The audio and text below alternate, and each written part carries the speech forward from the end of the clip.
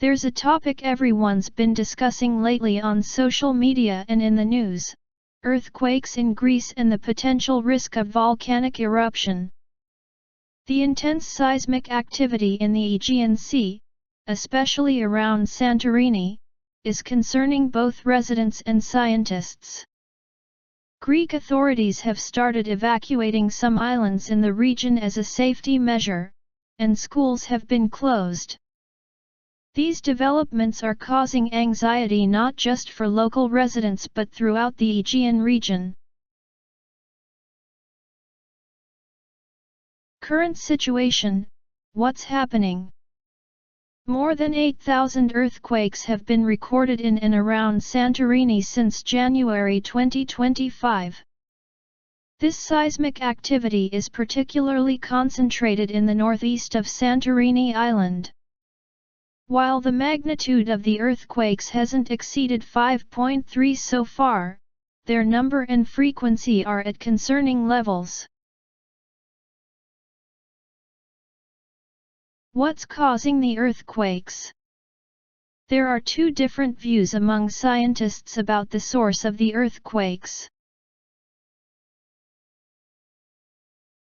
Tectonic origin: most scientists argue that the current seismic activity is of tectonic origin.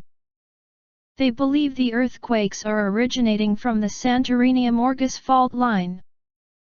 Volcanic activity: some experts point to the presence of a newly detected magma chamber under the Colombo submarine volcano. The growth of this magma chamber could be a precursor to volcanic activity. Historical eruptions and their effects. The most significant turning point in Santorini's volcanic history is the Minoan eruption during the Late Bronze Age. This massive eruption, which occurred around 1600 BCE, completely altered the island's geological structure. The explosion blew away a large portion of the island and caused ash to spread over a vast area. The volcanic ash layer, covering an area of 200 square kilometers, affected settlements in the region and led to the destruction of the Minoan civilization. The giant tsunami waves generated by the eruption impacted the eastern Mediterranean, causing destruction along the western coast of Cyprus. The effects of this eruption have been confirmed through archaeological studies conducted in Turkey. Volcanic ash spread across a wide geography in western Anatolia, preserving traces of life from that period to the present day. These ashes have been found in a broad area stretching from Izmir to Burdur in western Anatolia, particularly around Bayraklı Mound, Lake Galkuk, Esen Plain, Lake Galasır, and Kayses. Ash layers found on archaeological remains in Sesmabalareras and Sinetepe help us understand the magnitude of this disaster. The island's volcanic activity continued in subsequent centuries. Eruptions in 900 BCE and 197 BCE played important roles in shaping the island, with the 197 BCE event particularly witnessing the birth of the Kameni Islands. The most significant volcanic event after Christ occurred in 1650, with the submarine eruption in the northeast of the island. In recent history, an eruption in 1950 created a small-scale lava dome and flow, demonstrating that volcanic activity continues. The fumarole activity still observed today reminds us that Santorini remains a sleeping giant. Effects of volcanic activity on air quality. Volcanic eruptions can release numerous harmful gases and particulate matter into the atmosphere. These gases significantly reduce regional air quality and can cause long-term environmental damage. Here are some harmful components released into the air during volcanic eruptions. Water vapor, though generally harmless, this gas is one of the first substances released into the atmosphere during volcanic eruptions. Carbon dioxide, CO2. This gas can accumulate in low-lying areas and can be lethal at high concentrations. Rising CO2 levels can threaten oxygen levels, leading to negative effects on human and animal health. Sulfur dioxide, SO2. Sulfur dioxide is one of the harmful gases commonly released during volcanic eruptions.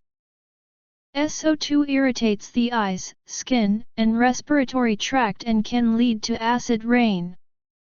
It can also cause the formation of volcanic fog, VOG, which can be harmful to human health.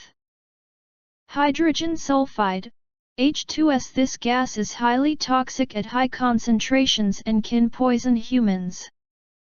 It can also damage vegetation by polluting the environment. Hydrogen halides, these substances can contaminate drinking water sources and affect agricultural areas. Effects of volcanic eruptions on air quality, examples from around the world. Looking at past examples is helpful to better understand the effects of volcanic eruptions on air quality. The Mount St. Helens eruption in the United States in 1980 severely elevated PM10 levels for months, with concentrations reaching values between 50 and 570 μg/m superscript 3. These values exceeded the World Health Organization's recommended limits multiple times.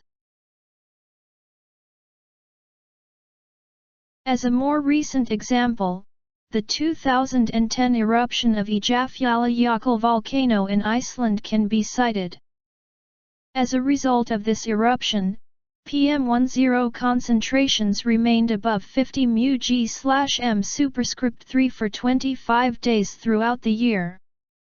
Around the Masaya volcano in Nicaragua, PM2.5 levels were measured above 165 μg/m superscript 3, which corresponds to more than 33 times the WHO's recommended annual limit.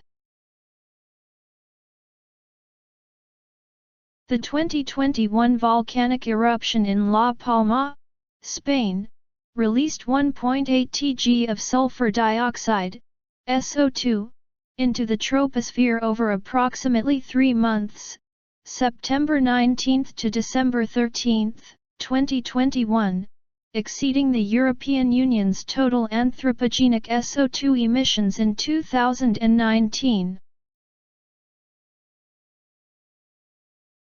These examples provide important clues about how a potential Santorini eruption could affect the health of people living in the region. Particularly considering wind direction and intensity, Turkey's western coasts could face such an air pollution risk. Conclusion. Currently, scientists do not see a risk of a major volcanic eruption, but the situation is being closely monitored. The possibility of a major earthquake in the region is a more serious concern. Local authorities and scientists are continuously monitoring the situation and taking necessary precautions. Although the current seismic activity is concerning, it's important to remember that similar events in the past have not always resulted in major disasters. For example, a similar period of seismic activity in 2011 to 2012 did not lead to any volcanic eruption. However, this does not mean that the risks can be ignored. Monitoring developments in the region through scientific methods and taking necessary precautions are the most important steps to minimize the effects of a possible disaster.